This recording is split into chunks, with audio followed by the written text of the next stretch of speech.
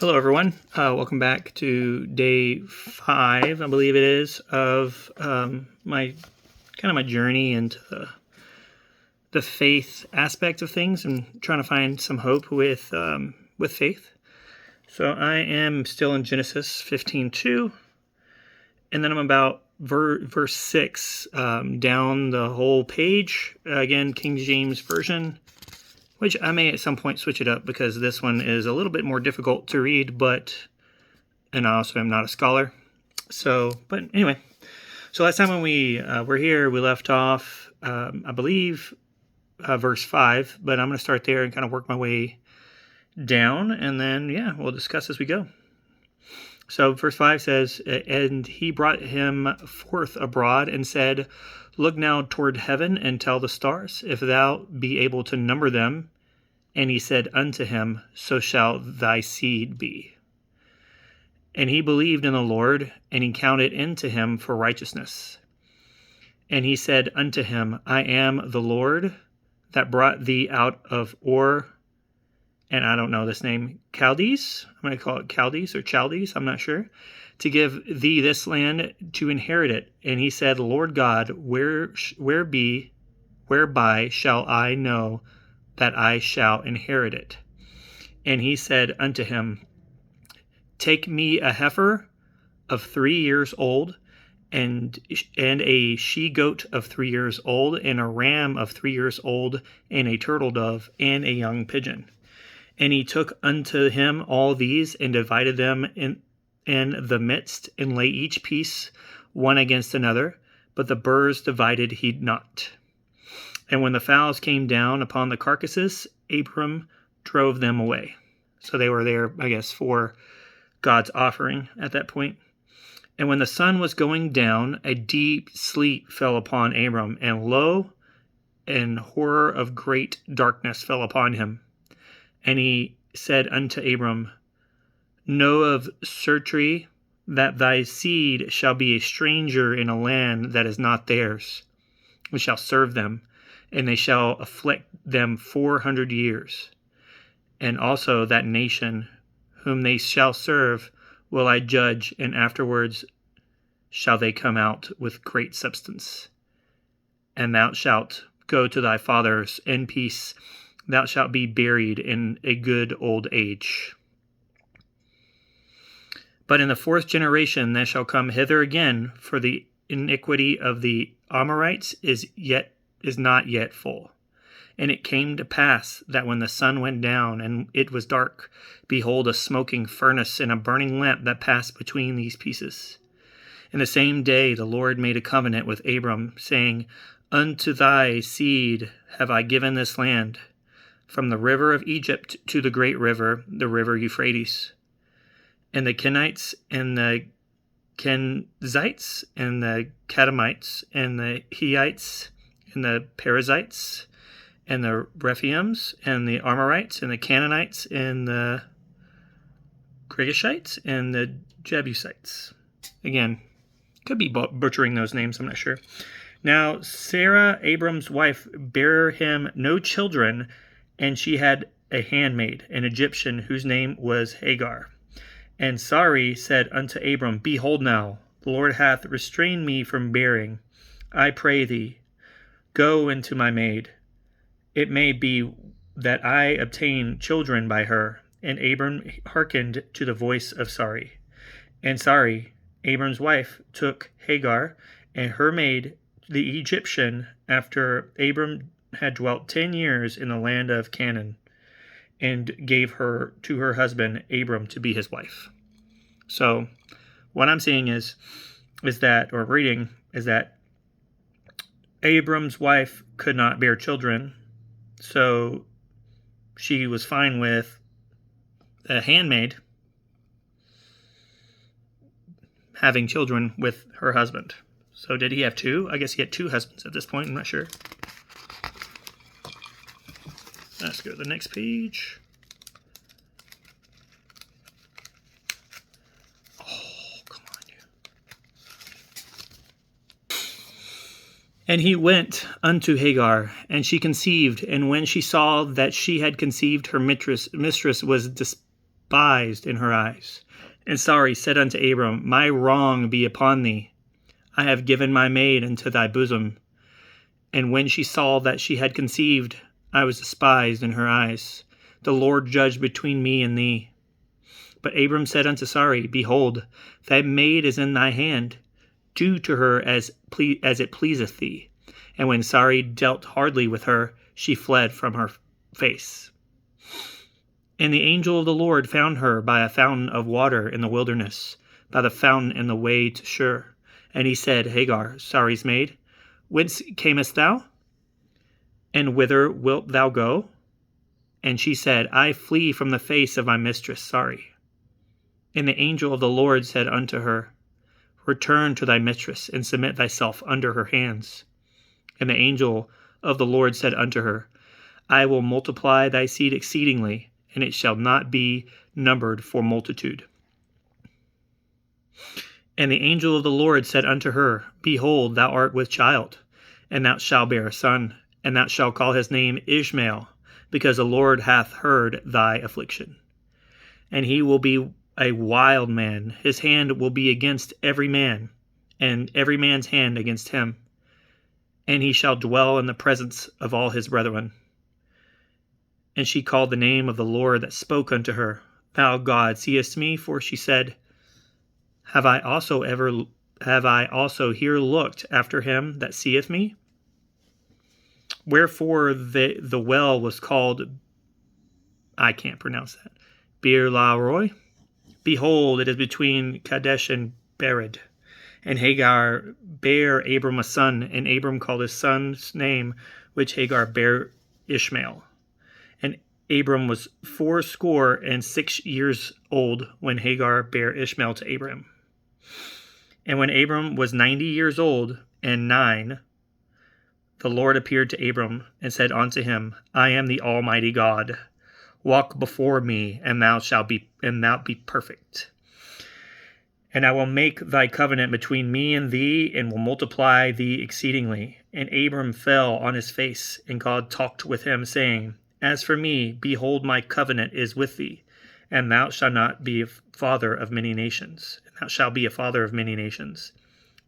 Neither said thy name any more be called Abram, but thine shall be called Abraham, for the father of many nations have I made thee. And I will make thee exceedingly fruitful, and I will make nations of thee, and kings shall come out of thee. So that to me tells me that Abram did everything that God said. Everything. Listened to his wife and did everything he said, and God rewarded him by making him a king and a father of many nations. Which maybe that would be a good thing. Just listen to the word, right? Just listen and do what you should do. Lead a good life. Because to me, this person, this deity, knows more than us. And you can't really argue against it.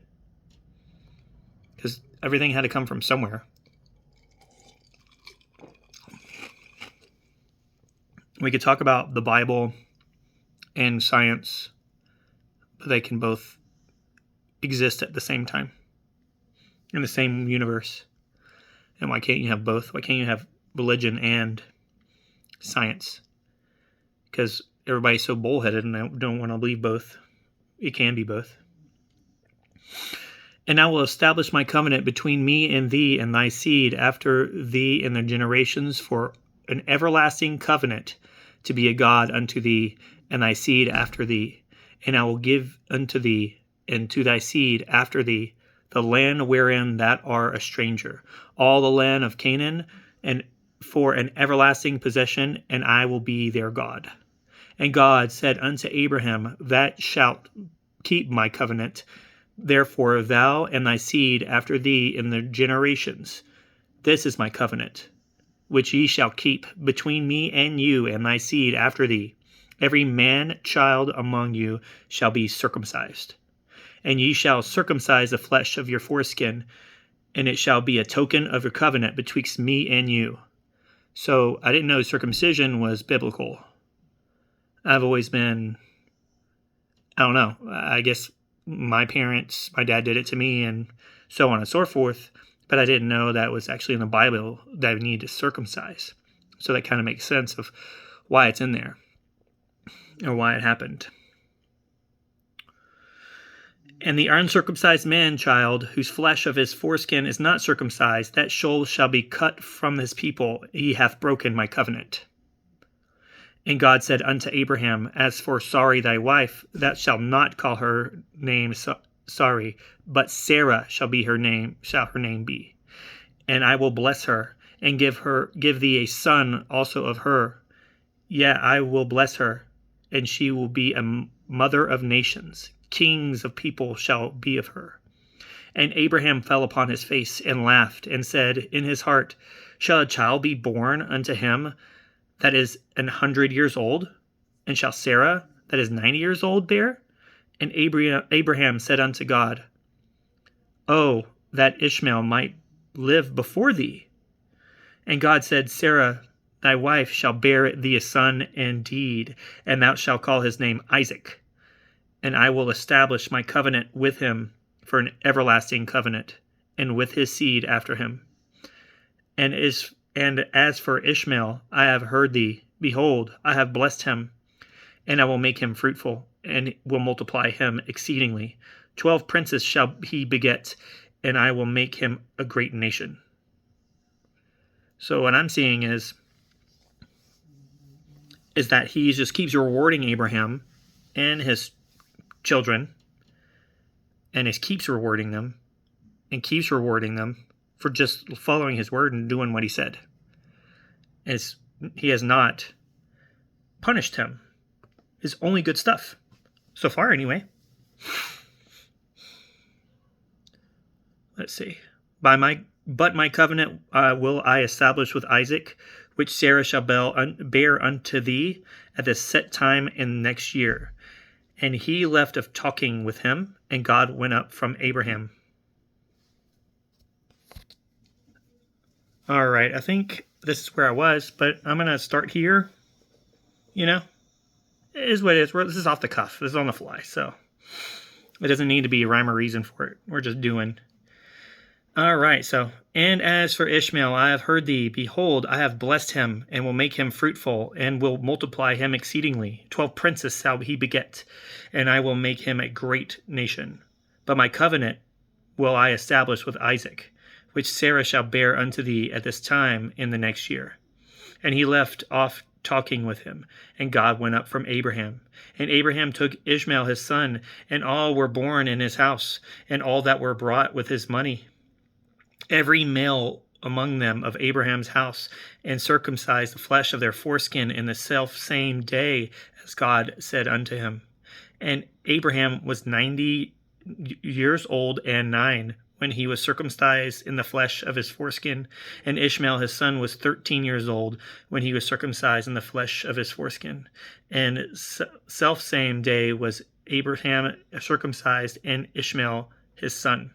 And all the men of the house, born in the house, and bought with money of the stranger, were circumcised with him. So evidently circumcision is super important.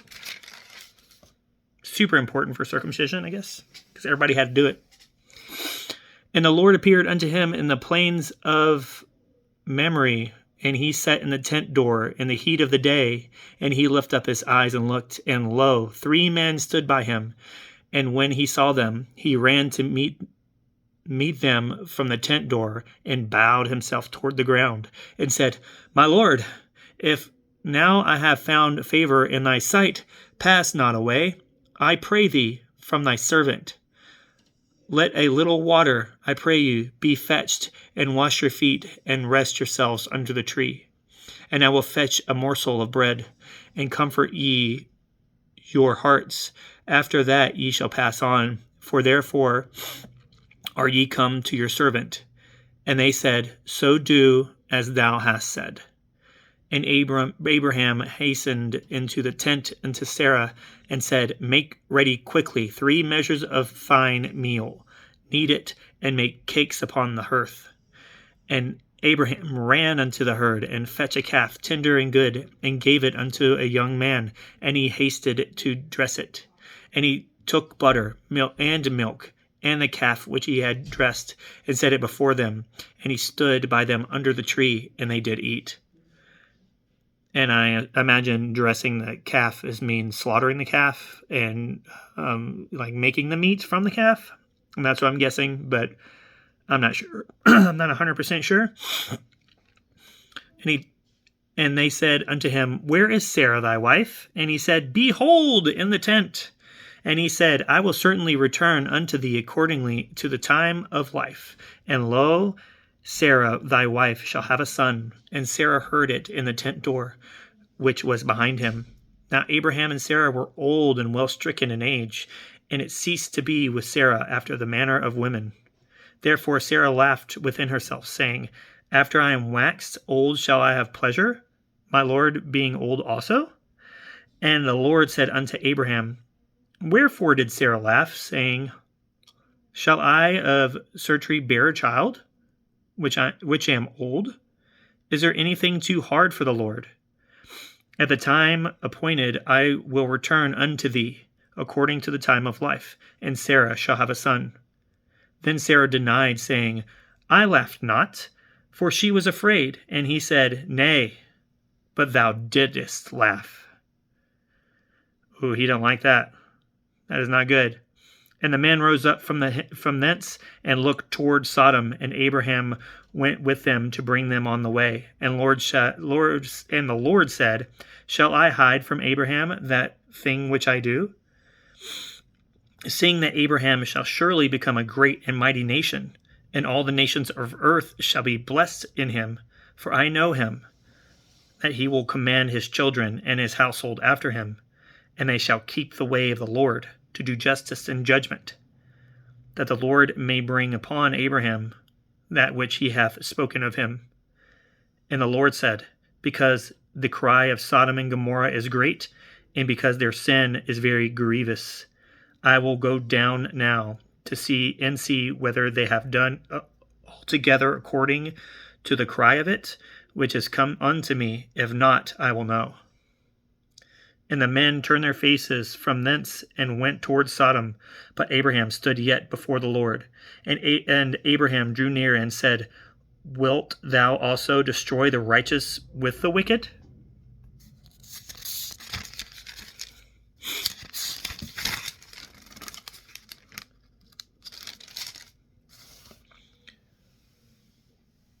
Peradventure there be 50 righteous within the city. Wilt thou also destroy and not spare the place of 50 righteous that are therein? That be far from thee to do after this manner, to slay the righteous with the wicked, and that the righteous should be as the wicked. That be far from thee. Shall not the judge of all earth do right? And the Lord said, If I find in Sodom 50 righteous within the city, then I will spare the place for their sakes. And Abraham answered and said, Behold now, I have taken upon me to speak unto the Lord, which am but dust and ashes. Peradventure there shall lack 5 of the 50 righteous. Wilt thou destroy all the city for the lack of 5? And he said, If I find there 45, I will not destroy it. And he spake unto him yet again, and said, Peradventure there shall be 40 found here. And he said, I will not do it for 40's sake. And he said unto him, O let not the Lord be angry. And he said, I will not do it, if I find 30 there. And he said, Behold now, I have taken upon me to speak unto the Lord. Peradventure there shall be 20 found there. And he said, I will not destroy it for 20's sake. And he said, Oh, let not the Lord be angry, and I will speak yet but this once. Peradventure 10 shall be found there. And he said, I will not destroy it for 10's sake. And the Lord went his way as soon as he had left communing with Abraham, and Abraham returned unto his place. And there came 2 angels to Sodom at even, and Lot sat at the gate of Sodom. And Lot, seeing them, rose up to meet them, and he bowed himself with his face towards the ground.